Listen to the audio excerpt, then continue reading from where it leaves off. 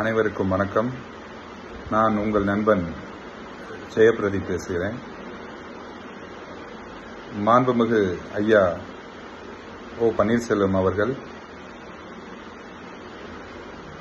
திங்கள் அன்று இங்கு ராமநாதபுரம் பாராளுமன்ற தொகுதியில் வெற்றி வேட்பாளராக போட்டியிடுவதற்கு வேட்புமனு தாக்கல் செய்திருந்தார்.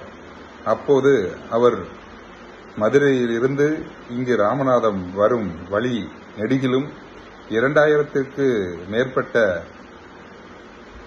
வாகனங்களில் மக்கள் தன்னெழுச்சியாக வரவேற்று மிகவும் இன்முகத்துடன் தங்களது வெற்றிக்கனியை மாண்புமிகு ஐயா அவர்களுக்கு தேர்தல் களத்தில் சமர்ப்பிப்போம் என்பதை அவர்களுடைய முகத்திலும் மிகவும் நன்றாக தெரிந்தது.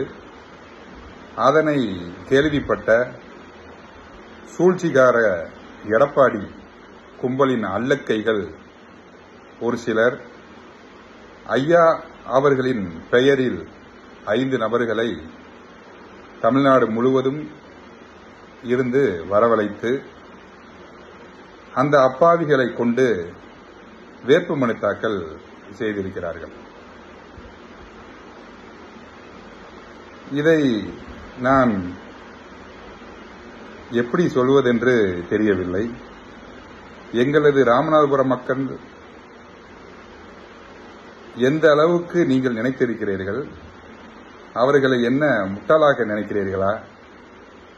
எங்களது மக்கள் மிகவும் தெளிவாக தர்மத்தின் பக்கமும் நியாயத்தின் பக்கமும் வாக்களிக்கக்கூடியவர்கள். அவர்களுடைய வாக்கு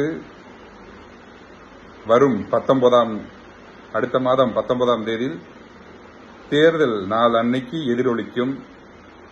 அதனுடைய ரிசல்ட் 2 மாதங்களுக்கு பிறகு தெரிய வரும்போது உங்களுடைய இந்த சூழ்ச்சிக்கார கும்பலின் முகத்தில் கரியை பூசுவார்கள் என்பதை நான் தெரிவித்துக் கொள்கிறேன். நன்றி, வணக்கம். செய்திகளை உடனுக்குடன் தெரிந்து கொள்ள உடனே சப்ஸ்கிரைப் பண்ணுங்க.